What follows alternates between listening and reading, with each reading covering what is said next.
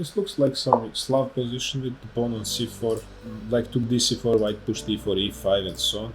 White doesn't have super big threats, material is equal. How should we play this one? I mean, I'm not so sure. Okay, I'm going to try to list our options here. For this we need arrows. One option is definitely king g8, because king is much better on g8 compared to h8, but it's not working. Why is it not working? Let's explain to our 1300 rated amateur Knight f6. players. Knight f6, a great knight. It might seem as if this knight was for free here, but actually we lose our queen after that. That's a great combination. So definitely we are going to discard the king g8 option. For the same reason we can discard king h7 option. Okay, I would love my king to come to g8, but it's not possible. So we are not going to move this pawn. It's just weakening some squares. Same we can say about this pawn. Now about this pawn the situation is much less clear.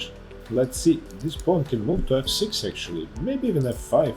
But if you go to f5, white can jump to d6. So let's say f6, is that an option? White could take that pawn and he doesn't have too much choice actually. He might be forced to take this pawn, and then we can take with a knight. Once he trades the knights, we take on f3 with a check, king f3, we take on f6, but in the resulting endgame, white is better because he will have a great king on e4, and our b5 pawn is a slight target, so I think there is no need to do this. I think the position might still be not far from equal, but even at least if our king would be on g8, it would be a bit better, but right now I'm not liking it. And after f6, ef6, gf6, our king is too weak. So unfortunately we'll have to discard this move as well, and the only one pawn move remains. This is b4, which looks like a great move, to be honest. We want to push b3, so he absolutely has to take it, otherwise he's going to end up having big problems with our pawn on b3. Once he takes it, we take with the rook. Maybe even we can do some other things, but this looks good actually. I'm not so sure. Now we have this c pawn, which could be strong but might be also weak sometimes. Probably it's not bad, and the most important thing is that his d4 pawn is a little bit weak now. So b4 is a serious option for me. Do you agree also? Not too much. No, not sure. Okay. Do we have any rook moves? Rook from f8 cannot move because, okay, it can move, but I don't want to move it. f7 needs some protection. Maybe he cannot take it right now, but I don't know where to go with this rook anyway. What about our other rook from b8? I could go to a8, but he trades and then goes rook b1. I don't like how that looks. I think I'm not going to move my rooks, to be honest. What about our knight? Knight is not so strong on d7, we cannot jump to many nice squares, but right now we can go knight b6. That looks like one very, very interesting option, because not only that our knight can go to d5, but it can also jump to a4 sometimes, closing the white rook and putting some pressure on his c3 pawn. So we have two moves, plus maybe possibly some queen moves. I don't see a reason to move the queen from here. Queen d5, is it much better there? Maybe I would slightly prefer my queen on d5 or not, I'm not sure, but it's not a good enough reason to spend a move on it. This diagonal, there's nothing, other diagonal, there's nothing. c-file, I think nothing. 6th rank, nothing, our queen is good here. So basically we have two options here, knight b6 and b4.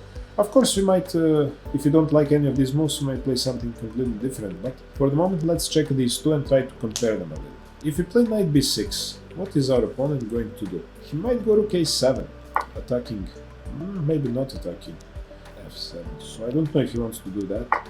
He might go rook a6 as well, rook a6, pinning the knight and preparing doubling of the rooks.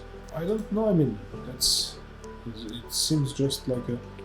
He might jump somewhere with his knight, like knight d6 or knight c5, but then we could trade the queens and jump to d5. Whew, I don't know.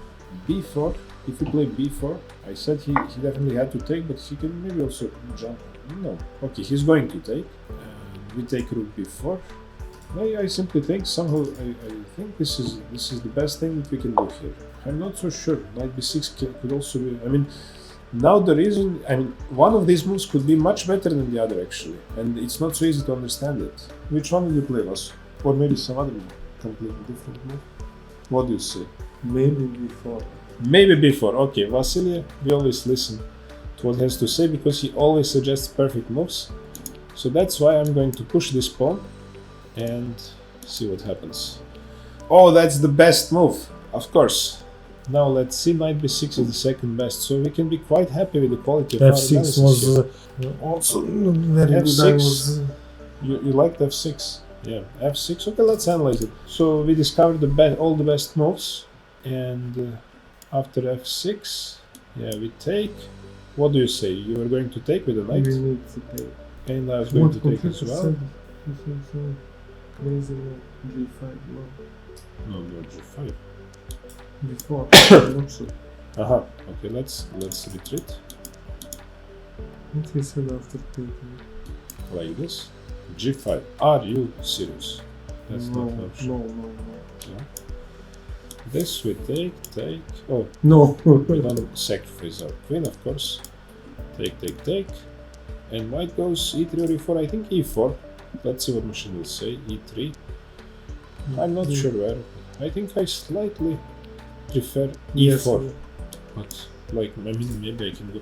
e3 has obvious advantage that it's defending the pawn on f2, and apparently this is important. Okay, so let's follow the machine's advice. Now, the position, rook endgame with same number of pawns, probably a draw, but the problem is our king is on h8, very far from the center, and b5, e6, they might become targets.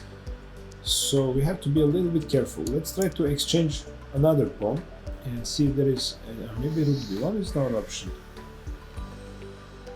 What is the best move? C takes b4, c b4 or b4. No, king is defenses. Active king.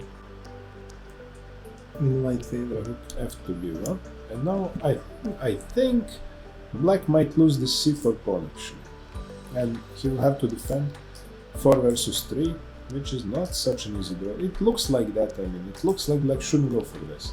Okay, so I think this analysis of this position was close to perfect.